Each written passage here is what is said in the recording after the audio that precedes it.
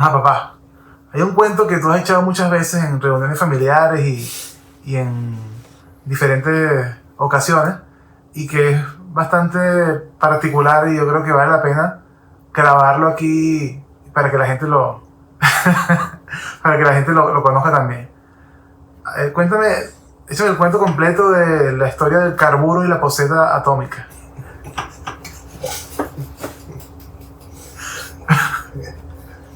Ese suceso. Mira, vale, eso fue en diciembre. ¿Eso fue en diciembre? ¿De qué año estamos hablando? Vale, creo que en los años 70. ¿Qué edad tenías tú? Yo tenía como 16, 17, 18 años. Ah, pero ya es un sagaletón ya. Sí, sí. Estaba empezando a trabajar y todo. Recién salió del liceo. Ok. Y resulta que en esa época, en diciembre, los muchachos agarraban bambú, le abrían un hueco, le echaban agua y le echaban carburo. Carburo es un grano, no sé qué material, qué cosa era, que él generaba un gas y ese gas era explosivo. No sé para qué se usaba el carburo en realidad. Y entonces le echaban agua, lo sostenían un rato ahí, que botara los gases, y ya el tipo que conocía las cosas decía, bueno, prende el fósforo, y cuando él quitaba la mano, soltaba el fosforito. Y eso hacía explosión. Sonaba durísimo. Y el bambú, como el bambú es fuerte, no se abría. Y claro, la persona sabía echarle la cantidad que era, pues. Entonces, los muchachos de por la casa, como yo vivía en una planta baja, ellos estaban fastidiados y no hallaron más que ponerse a inventar. En el jardín había unos huecos hechos por las ratas. Y eso parecía que decían que no, eso va de ir para la cloaca del edificio, pues que. Entonces ellos empezaron a echarle, vamos a matar ratas, empezaron a echarle carburo y agua a esa broma. ¿Quiénes eran ellos? Eran vecinos del mismo bloque. Todos vivían ahí, pero estaban fastidiados. Ellos tendrían como 16, 15 años, por ahí. Bueno, empezaron a vaciarle ese carburo y agua con él. En el hueco. En el hueco. Directamente el hueco. Y entonces aguantaban, les tiraron fósforo y que va, no explotaba. Me echaron tanto hasta que por fin eso no me explotó, pero como conectaba las cloacas, la primera salida que consiguió fue la poseta del baño. Entonces, llego al trabajo y me encuentro de que en el baño, en la poseta, había volado.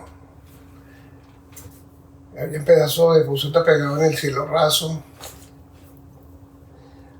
Sí, entonces, que mi abuela acababa de salir del baño cuando esa me explotó. Y eso voló hasta el techo. Sí, pudo haber sido peor. Ahora, yo no sé si esas cañerías cómo quedaron después de eso. Yo sé que el problema ahorita, actualmente, es que tuvieron que arreglarlas porque estaba cediendo hasta el edificio, se veían grietas y bromas. Y a lo mejor eso fue lo que causó eso, que rompió la tubería y el agua siguió drenando por allá abajo. O sea, ellos metieron carburo en un hueco en el jardín. Una cueva de rata. Y luego le prendieron fuego y explotó dentro de la tubería. Se fueron regando. A medida que le fueron echando, se fueron regando los gases. Y como cada vez que le tapaban, a lo empujaban más. Y llegó un momento que cuando le pusieron el fósforo ahí sí explotó. Y fue directamente a la poseta, o sea, fue el escape que tuvo, porque pudo haber salido por el mismo hueco de la rata. Pero a lo mejor la concentración de gas estaba allá adentro, más adentro. Y voló el inodoro, la poseta del baño de la casa tuya. La explotó. Del apartamento de tu vida. Sí. Y ese baño, si yo no recuerdo mal, tenía un cielo raso, ¿verdad?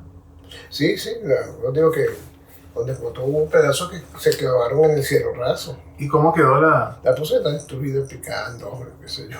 ¿No? ¿Y tu abuela acababa de salir Salió del del baño? baño, sí. Ella salió del baño y cuando yo llego aquella conmoción, no te lo Ernesto, los Ernesto por allá. No, yo no fui, fue este, el otro y el otro. Y ya. ¿Y qué hiciste? No, nada que iba a hacer, ¿no? Era culpa de todo. Y yo no sé si hasta mi hermano estaba metido ahí. No me acuerdo. Estaban ociosos. Entonces al fin no hallaban qué hacer. Pero muchachos de 15, 16 años ya eran unos manganzones. Bueno, se le da buena reinventar. No había Nintendo, no sé. No, nada de eso. Y no era época de trompo ni yo. Era diciembre. Era época de tirar martillitos, de ponerse a inventar. Nosotros agarramos láminas de tubitos de cobre. Entonces esos tubitos de cobre, tubería de cobre, le llenábamos de fósforo y los pisábamos. Y le metemos una mecha esa de triquitraqui y aplastábamos. Luego prendíamos fuego a eso y eso explotaba durísimo. El peligro de eso era que el cobre se abría y soltaba esquirla. Entonces nosotros lo agarramos y lo metimos siempre en algo que parara las esquirlas, un hueco entre una caja. O sea, usted era una juventud sanguinaria. Era explosiva, sí. Si tuvieras que darle una moraleja de esta historia a la juventud que te sigue. Que no hagan eso. No jueguen con fuegos artificiales ni nada que tenga que ver con gases explosivos. Preferiblemente no usen carburo ni pólvora. Ni llenen huecos de posetas con combustible. Bueno, tampoco puertas, porque metíamos por la puerta de una casa, tiene un huequito ahí como que nos iban a poner el ojo mágico y no lo pusieron. Y por fuera estaba bien, pero por dentro estaba la vamos a abrir, sí. ¿La explotaron? No puede. Se explotó por dentro. Oye, vale. Esa juventud de antes.